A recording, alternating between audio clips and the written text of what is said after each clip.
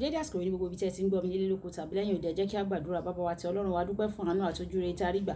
Agbẹ́yìn gan Ọlọ́run aláàánú wa, àdúpẹ́ ọ̀pọ̀ òjò rọ̀ ilẹ̀ fi mú o. Ẹ jẹ́ ká rí ọjọ́ tí ó kẹ́yìn nínú oṣù kẹwàá. Ògo ní fún orúkọ yín o, àṣeyín lọ́ba àfògo fún yín o, fún àánú ńlá yín tí ó mú wa ró, tó mú wa wà láyé, mú wa wà láyé tó dára. Ọ̀rọ̀ náà tí a gbọ́ lẹ́nìí kó ṣe ayé àti ọkàn wa ní rere, àti èní ọjọ́ ìṣẹ́gun. Ẹ ṣẹ́gun fún wa nílé lóko ní gbogbo ọ̀nà tí a bá dé, kí ìṣẹ́gun kó jẹ́ tiwa nítorí tí a gbàdúrà lórúkọ Jésù Kristi Olúwa wa. Àmín. Àmín ní orúkọ Jésù. Ìwé ọ̀run ṣíṣí tí a ti ọwọ́ olùṣọ́-àgùntàn Enoch Adeboye kọ. Èní ọjọ́ ìṣẹ́gun ọjọ́ 21 oṣù kẹwàá. Àkòrí tí a ó gbéyẹ̀wò sọ pé Jésù ni Olúwa, kò sí àríyànjiyàn. Apá kejì. Jésù ni Olúwa, kò sí àríyànjiyàn. Apá kejì. A mú àkọ́sórí wa nínú ìwé Jòhánù orí 9 ẹsẹ̀ 25.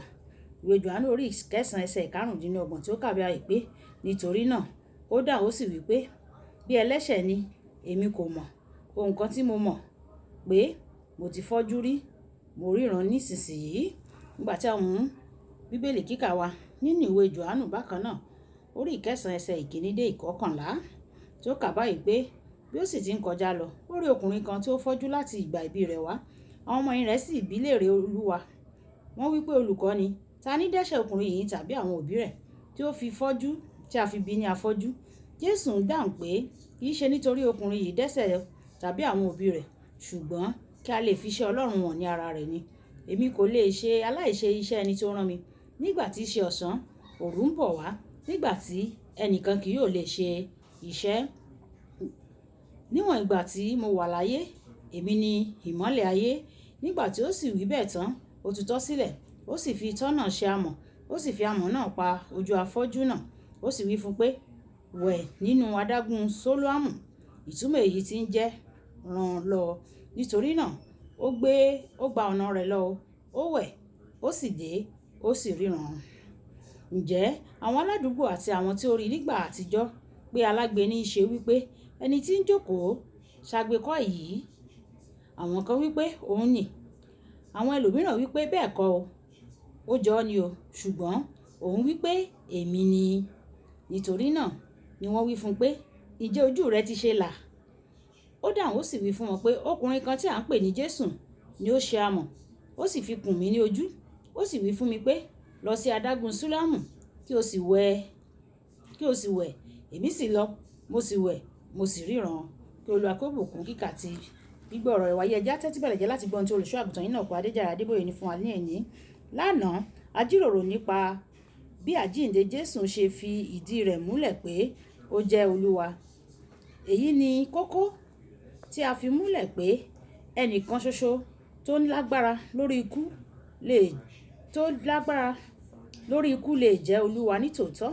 Lónìí a máa wo abala mìíràn tí Jésù fi jẹ́ Olúwa, ìkápá rẹ̀ lórí ewu gbogbo àti àwọn àìsàn lóríṣiríṣi bí a ti rí nínú ìwé Àìsáyà orí 1 ẹsẹ̀ 1 àti ìwé Lúùkù orí 4 ẹsẹ̀ 22. Ẹ̀mí Olúwa Jèhófà ń fẹ́ ní ara mi, nítorí tó ti fi àmì òróró yàn mí láti wàásù ìhìnrere fún àwọn òtòṣì. Ó sì rán mi láti ṣe àwòtán àwọn oníròbìnújẹ́ ọkàn, láti kéde ìdásílẹ̀ fún àwọn ìgbèkùn àti ìtúsílẹ̀ túbú fún àwọn òǹdè. Nígbà tí Jésù ní ìfojúrinjú pẹ̀lú wèrè ará Gádárà fún àpẹẹrẹ, ó fi àmúyẹ hàn gẹ́gẹ́ bí olùdáǹdè ńlá àti oníṣẹ́ ìyanu nígbà tí ó lé àwọn ẹ̀mí tí ó de wèrè yìí ní ìgbèkùn fún ọdún pípẹ́. Ìwé Lúùkù orí 9 ẹsẹ̀ 26 títí dé ẹsẹ̀ 39. Jésù ń wá láti wàásù ìhìnrere fún àwọn òtòṣì fún ìgbàlà yí káàkiri. Ó sì máa ń fi àṣẹ bá àwọn tó bá ń takò ó wí. Fún àpẹẹrẹ, ó wàásù pé ègbé ni fún yín, ẹ̀yin akọ̀wé àti Farisí àgàbàgebè, nítorí tí ẹ̀yin ti òkun àti ilẹ̀ kan láìsí sọ ènìyàn kan di aláwòṣe. Nígbà tí ó bá sì di bẹ́ẹ̀ tán, ẹ̀yin á sọ di ọmọ ọ̀run àpáàdì ní ìgbà méjì ju ara yín lọ.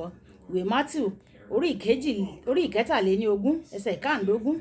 Sí èyí àti àwọn ọ̀pọ̀lọpọ̀ ìkọ́ni rẹ̀ àkọ pé nígbà tí ó sì ṣe tí Jésù parí gbogbo ọ̀rọ̀ wọ̀nyí, tó parí ọ̀rọ̀ yìí tán, ẹnu ya gbogbo ènìyàn sí ẹ̀kọ́ rẹ̀, nítorí ó kọ́ wọn bí ẹni tí ó ní àṣẹ, kì í ṣe bí àwọn akọ̀wé.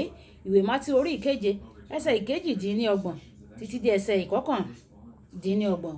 Jésù Kristi Olúwa wa ni a bi léèrè pé kí ó fi hàn pé lóòótọ́ ni ó jẹ́ Olúwa nínú ìwé Jòhánù orí ìkẹwàá ẹsẹ̀ ìkẹrìnléníogún títí dé ẹsẹ̀ ìkarùndínlọ́gbọ̀n. Ohun gbogbo tí ó ṣe ni pé ó tọ́ka sí àwọn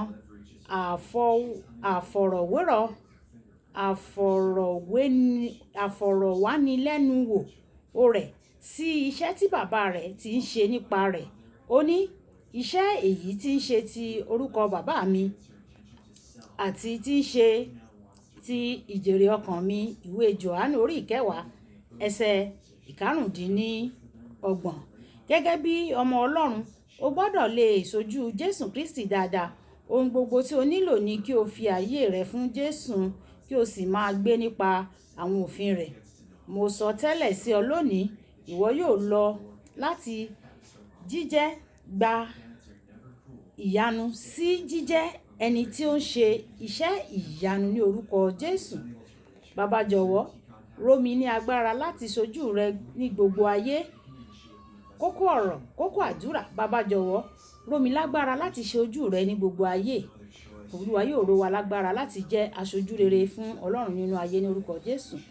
Lọ́kọ̀ bá lọ sókun tó lọ sọ́sà padà sí èbúté o. Nígbà tí a ó pàdé ní ọ̀la, Olúwa bùkún láyà kó ní orúkọ mi. Ó dàbọ̀.